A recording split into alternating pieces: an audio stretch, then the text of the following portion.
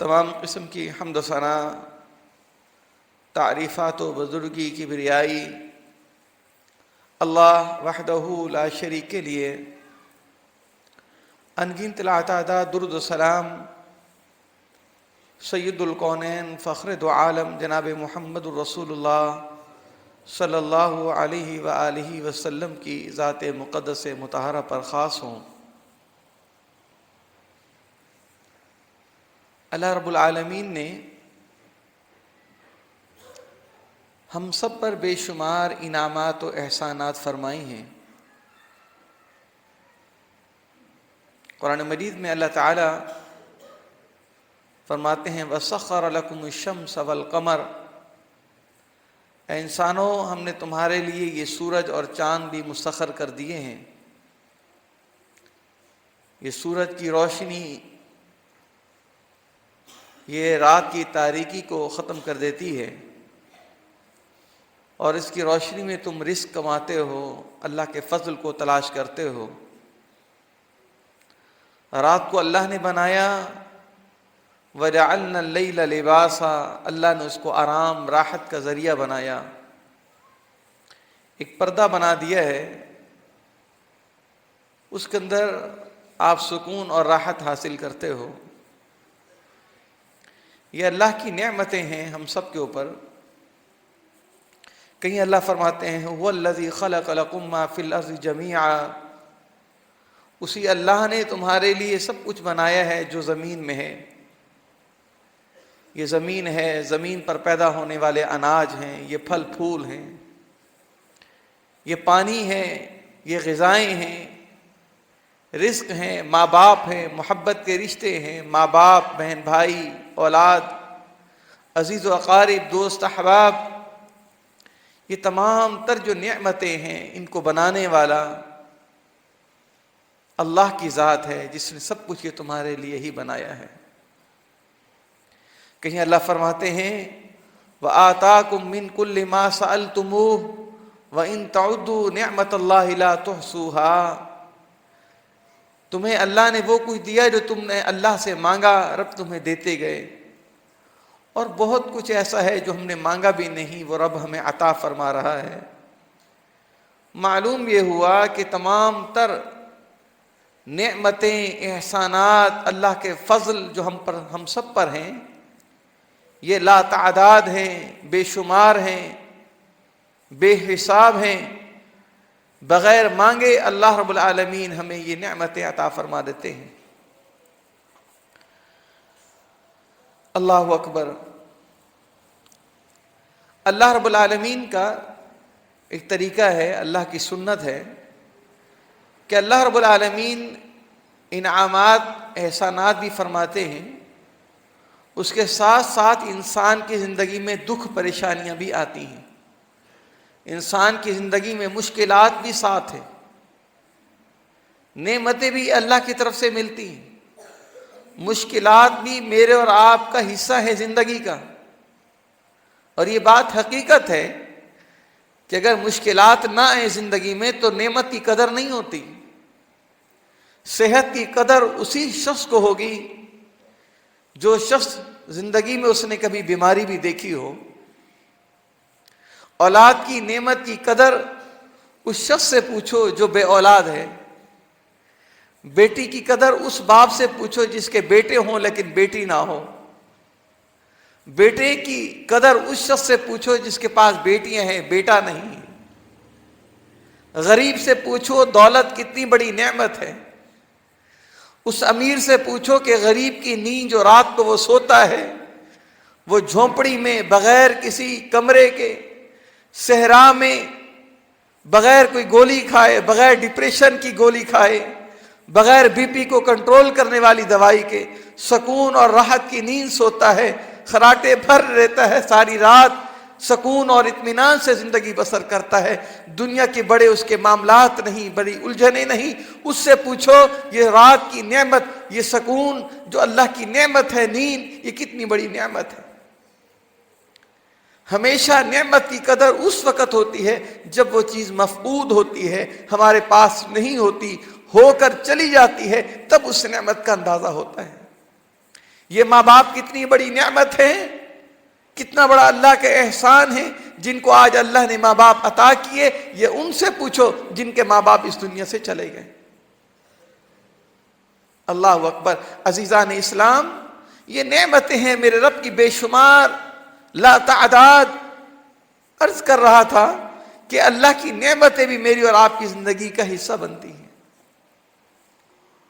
اور یقیناً ہے زندگی میں بعض اوقات پریشانیاں مشکلات بھی آتی ہیں، اور وہ مشکلات جو آتی ہیں کبھی وہ مشکلات کی کبھی وہ کب آ جاتی ہیں زندگی کے ابتدائی حصے میں، کبھی درمیانے میں، کبھی آخری حصے میں.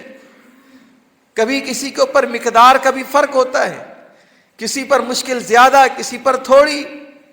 یہ مسائل، یہ مصیبتیں، مشکلات، ان کی مقدار میں، ان کے وقت میں کوئی تعین نہیں.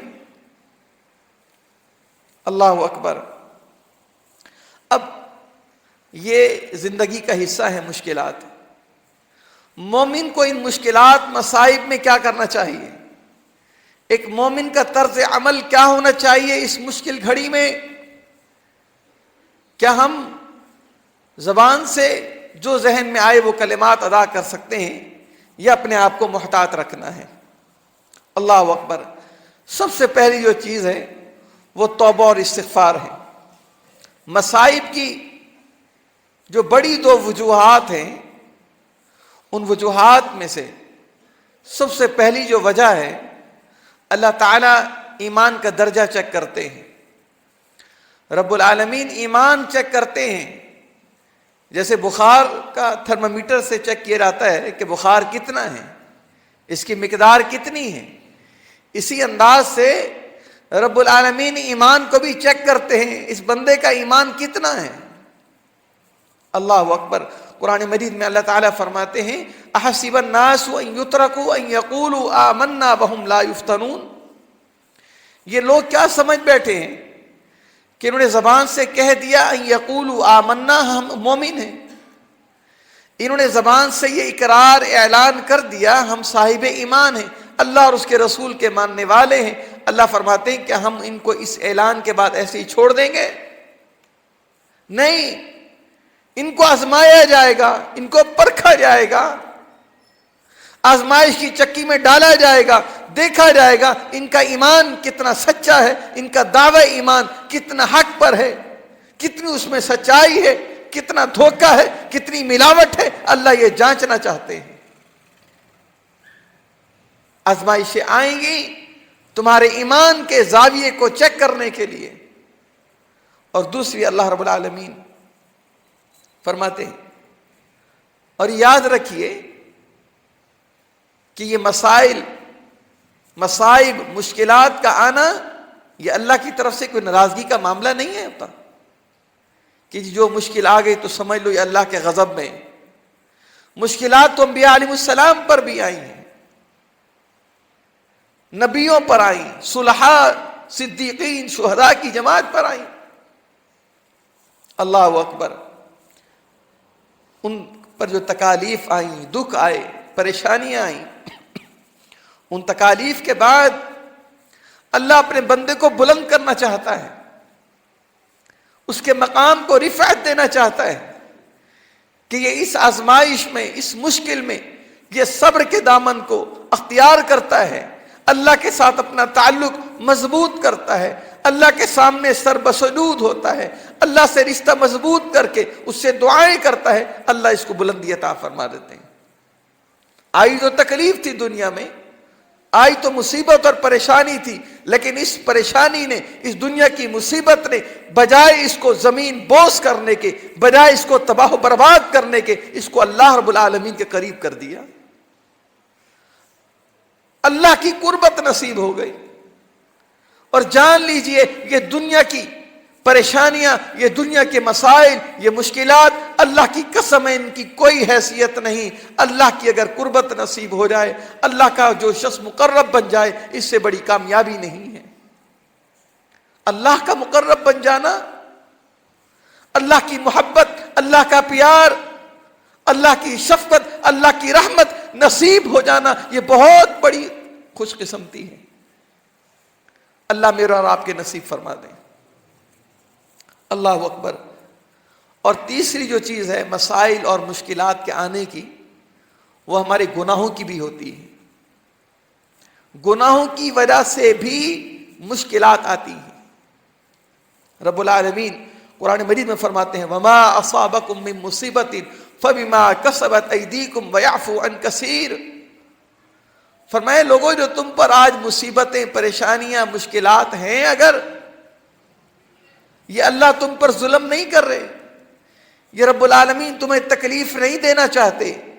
یہ جو تکلیفیں تم پر آئی ہیں، مشکلات جو تمہارے اوپر آئی ہیں، فبما کسبت ایدیکم، یہ تمہارے ہاتھوں کا کیا ہے.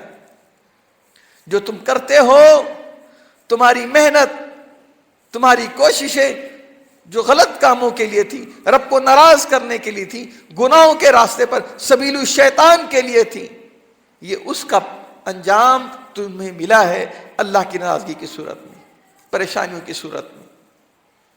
گناہوں کی وجہ سے بھی مشکلات، مسائل، مصیبتیں آتی ہیں. اللہ اکبر. قرآن مجید میں اللہ تعالیٰ فرماتے ہیں وَيَعْفُو عَنْ كَثِيرٍ وَلَوْ يُؤَاخِذُ اللَّهُ النَّاسَ بِمَا كَسَبُوا عَلَى ظَهْرِهَا مِنْ دَابَّةٍ. فرمایا اللہ رب العالمین اگر مواخذہ کرنے لگ جائے لوگوں کا، اللہ اگر بندوں کی، انسانوں کی گناہوں، ان کی سیئات، ان کی جرائم کی وجہ سے اللہ اگر ان کی پکڑ کرنا شروع کر دے، فرمایا پھر زمین پر کوئی چلنے والا نہ رہے گا. آج جو ہم دندناتے پھرتے ہیں زمین پر، چوڑے ہو کر زمین پر دوڑتے ہیں، بھاگتے ہیں، باتیں بڑی بڑی کرتے ہیں، بڑے بڑے دعوے کرتے ہیں، اللہ فرماتے ہیں اگر تیری گناہ کی وجہ سے رب تیرا پکڑنے پر آ جائے، پھر زمین پر کوئی انسان نہیں بچے گا، پھر کوئی نہ رہے گا. اللہ فرماتے ہیں وَيَعْفُو عَنْ كَثِيرٍ. تمہارے بہت سے گناہوں کو تو وہ اللہ معاف کر دیتے ہیں. اللہ دیکھتے ہی نہیں، اللہ صرف نظر فرما کے معاف کر دیتے ہیں. بعض غلطیوں پر اللہ تمہیں پکڑتے ہیں، پھر تمہارے گناہوں کی وجہ سے مشکلات تم پر آتی ہیں، مصیبتیں آتی ہیں، غم آتے ہیں تمہارے چند جرائم کی وجہ سے. بہتوں کو تو اللہ معاف کر دیتے ہیں، صرف نظر فرما دیتے ہیں، بعض پر پکڑ ہوتی ہے. تو یہ وہ اسباب ہیں کہ جن وجوہات کی بنا پر مشکلات ہم پر آتی ہیں. پہلی وجہ کیا ذکر کی تھی؟ سب سے پہلی اللہ ایمان کا درجہ دیکھنا چاہتے ہیں ان مصائب کی وجہ سے، اور دوسرا ان مصائب، مشکلات کی وجہ سے اللہ اپنے بندے کو بلند مقام دینا چاہتے ہیں، اپنی قربت، اپنی شفقت، اپنی رحمت نصیب کرتے ہیں. اور تیسری چیز ہمارے گناہوں کی وجہ سے بھی ہم پر مشکلات، مصائب آتی ہیں. یہ وہ اسباب ہیں جن اقسام کی صورت میں ہم پر مصائب اور مشکلات آتی ہیں. لیکن ہمارا اس حوالے سے کیا رویہ ہونا چاہیے؟ رب العالمین فرماتے ہیں وَأَنِ اسْتَغْفِرُوا رَبَّكُمْ ثُمَّ تُوبُوا إِلَيْهِ. اپنے رب سے اپنے گناہوں کی بخشش مانگو، استغفار کرو، اللہ سے مغفرت طلب کرو، رب سے توبہ کرو، اللہ کی قربت کو حاصل کرو. اور مومن کا رویہ کیا ہونا چاہیے؟ رب نے جو دیا ہے اس پر شکر کرنا چاہیے. لَإِن شَكَرْتُمْ لَأَزِيدَنَّكُمْ وَلَإِن كَفَرْتُمْ إِنَّ عَذَابِي لَشَدِيدٌ. تم شکر کرو گے میں رب تمہیں اور زیادہ نوازوں گا، میں تمہیں اور عطا کروں گا. بیماری آ گئی ہے، بیماری آ گئی ہے، ایک ہاتھ کی سکت ختم ہو گئی ہے کسی چیز کے پکڑنے کی، جی اب صبح شام رونا پیٹنا، میرا ہاتھ ختم ہو گیا ہے، میرا ہاتھ کمزور ہو گیا. ارے اللہ کے بندے شکر کر، تیرا دوسرا ہاتھ تو ہے. یہ دونوں ہاتھ ختم ہو رہے ہیں، اللہ نے تجھے ٹانگیں تو دی ہیں. کتنے ایسے اس روئے زمین پر ہیں نہ جن کے ہاتھ ہیں نہ جن کے پاؤں ہیں. یہ رونا پیٹنا چلانا یہ مومن کا کام نہیں ہوتا. مومن اللہ کا شکر کرے. اللہ نے جس حال میں رکھا الحمدللہ. بیماری آئی, تکلیف آئی ہے, غربت آئی ہے, پریشانیاں آئی ہیں, کاروبار میں نقصان ہوا ہے, دکھ آئے, پریشانیاں آئی, الحمدللہ. اللہ جس حال میں رکھے, میں رب کے فیصلوں پہ راضی ہوں. میرے گناہوں کا کہیں معاملہ ہے, میں اپنے گناہوں کا اقرار کرتا ہوں, اپنے رب سے اپنی غلطیوں کی معافی مانگتا ہوں. یہ رویہ اختیار کرو. گلے شکوے نہ کرتے پھرو. صحت نہیں ہے, بیمار ہوں, کاروبار نہیں ہے. بعض لوگ ہوتے ہیں جن سے ملا جائے سوائے ٹینشن سننے کے ان سے کچھ اور نہیں ملتا. السلام علیکم, وعلیکم السلام, کیسے ہیں؟ بس جی طبیعت ٹھیک نہیں ہے. بچے کیسے ہیں؟ جی بچے نافرمان ہیں. گھر والے, بیوی بات نہیں مانتی. خاندان کوئی نہیں پوچھتا, سارے اپنے پر ہیں. کاروبار وہ نہیں ہے, دوست احباب وہ نہیں, کوئی کچھ نہیں, سارے ظالم ہیں, میں اچھا ہوں. ارے اللہ کے بندے, رب نے غور کر, تجھے کیا کچھ نوازا ہے. الحمدللہ کہنے کی عادت بنائیے. رب کا شکوہ کرنے والے مت بنو. یا ایھا الذین آمنوا توبوا الی اللہ توبۃ نصوحا. استغفار کرو, اپنے گناہوں کی معافی مانگو. توبہ نصوح کیا ہے؟ سب سے پہلے اپنے گناہ پر شرمندگی ہو, ندامت ہو, احساس ندامت ہو, شرمندگی ہو. اللہ مجھ سے غلطی ہو گئی, میں شرمندہ ہوں, میں نے گناہ کیا ہے, مجھ سے بہت بڑا جرم ہوا ہے. اللہ میں اپنی غلطی کو تسلیم کرتا ہوں, اقرار کرتا ہوں, میں نافرمان ہوں, میں باغی ہوں, میں نے خباثت کی ہے, میں نے گناہ کیا ہے. اللہ میں اپنی غلطی کو تسلیم کرتا ہوں. ندامت ہو, پھر اس گناہ کو نکال کر پھینک دیا جائے, اس گناہ کی جڑ کو ختم کر دیا جائے. وہ دروازے, وہ راستے بند کر دینے چاہیے جس گناہ سے, جس راستے سے گناہ ہو جانے کا امکان ہو. یہ توبہ نصوح کی دوسری شرط ہے. اور اس گناہ کا ازالہ ہو. اگر بندے کے ساتھ اس کا معاملہ ہے تو اس کے ساتھ معاملات حل کر لے. کسی پر بہتان باندھا ہے تو اس سے جا کر معافی مانگ لے. کسی کی چوری کی ہے تو اس کی چیز اس کو واپسی دے دے, اپنے اللہ سے اپنے گناہ کی معافی مانگ لے. لوگوں کے ساتھ اگر اس گناہ کے ہو جانے کے معاملات ہو سکتے ہوں تو اس کو کر لینا چاہیے. اللہ اکبر. اور پھر پختہ عزم ہو, میں دوبارہ یہ گناہ نہیں کروں گا. ارادہ ہو, سچی نیت ہو, اللہ یہ پھر نہیں کروں گا. اگر یہ چیزیں موجود ہیں, دوبارہ نہ کرنے کا ہو, اور پھر اللہ سے سچے دل سے اخلاص خلوص کے ساتھ معافی مانگی جائے تو اللہ رب العالمین ایسی توبہ کو قبول فرماتے ہیں. اور پھر توبہ قبول ہو جائے گی تو بندہ کون بن جائے گا؟ تواب, توبہ کرنے والوں میں شامل ہو جائے گا.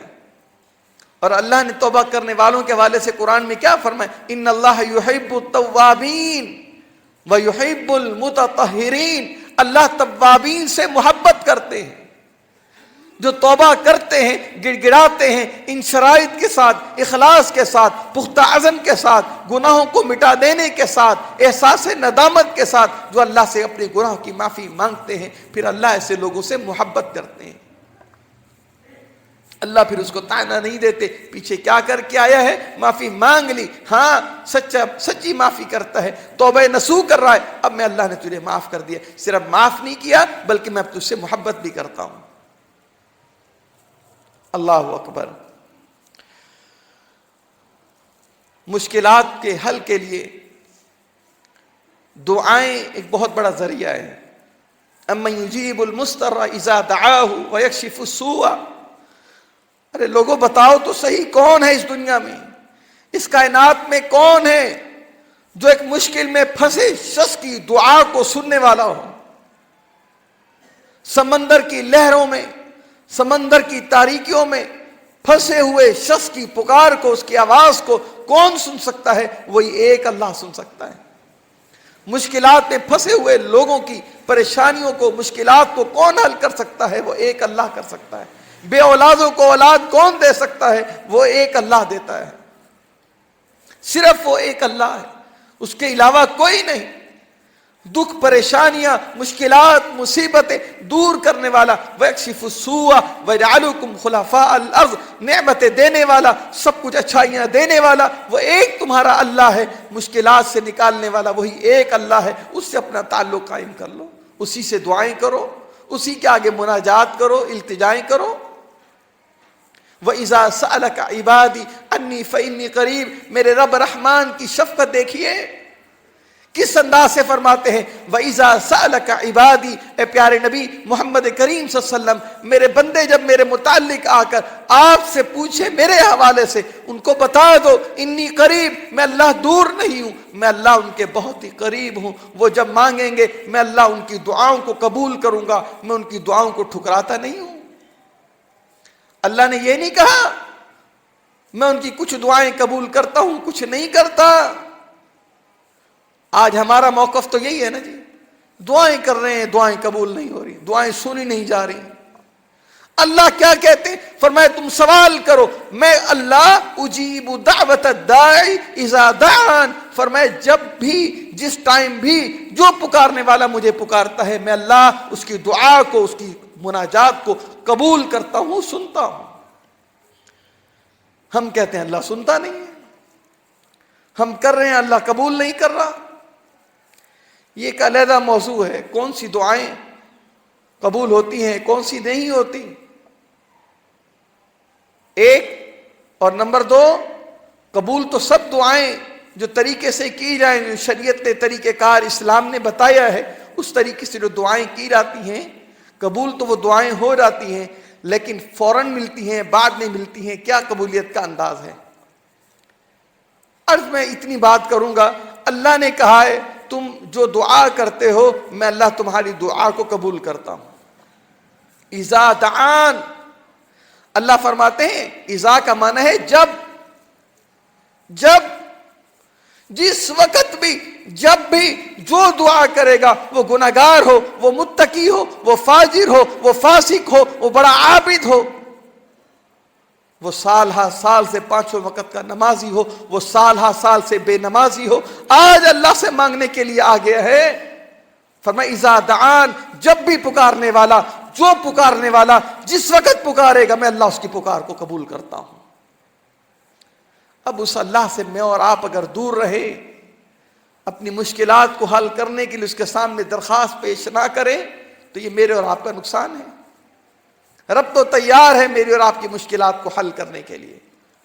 پہلی چیز آپ کو بتائی،